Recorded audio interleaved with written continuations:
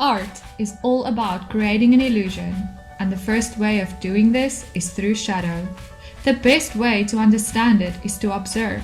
Observe the world around you and practice as much as you can. It is a language that you can teach yourself.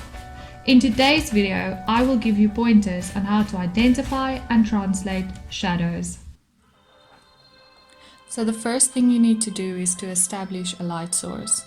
In this case, your light source will be coming from this side because your main highlight is over here, your main shadow is over here, as well as the shadow on the paper is being thrown this way. So every object has its main highlight, a core shadow, that is the darkest shadow part on your object. It has midtones, which is all these in between lighter and darker areas. Down here, if you look at that little part, that is a reflected light area. That is the light bouncing off the paper back onto your object, separating it from the casted shadow. Right underneath the lightest area, you will find your darkest shadow, which is picked up over here in your core shadow. The reason why this is important is because that very little part over there is what creates the illusion of the object coming out of the paper.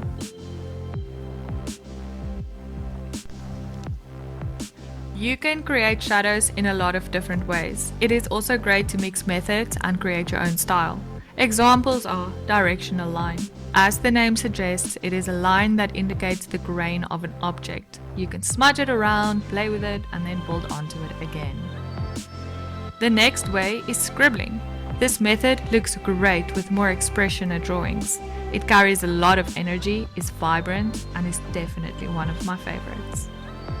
Cross-hatching is a great way to do quick sketches in which you want to shade super fast. And then dotting, like the Impressionists used to do. It takes forever, but it looks beautiful at the end.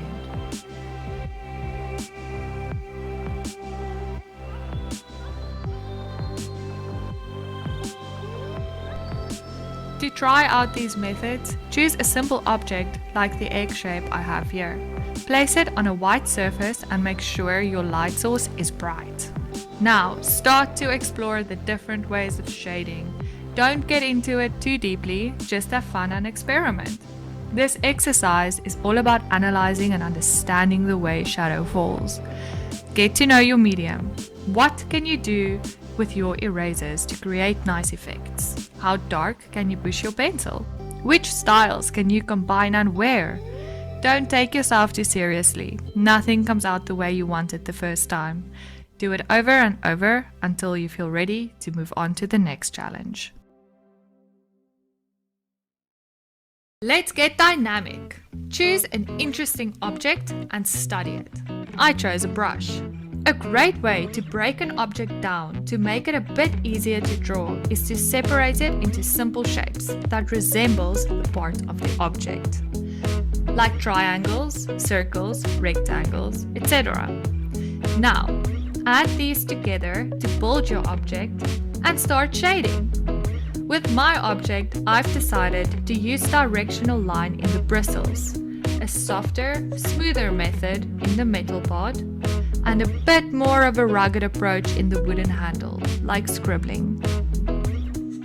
I usually start off with a lighter pencil like a B or a 2B because if you make an unwanted mark, it's easier to get rid of. When you are ready to go darker, you can use, for instance, a 6B to push the shadows. To draw is similar to sculpting. You add and take away, add again, and mold every area until you feel that it works. Don't rush the process. The more you practice, the easier it will get. Shading does not stop here, and there will be other videos where I will share more tips.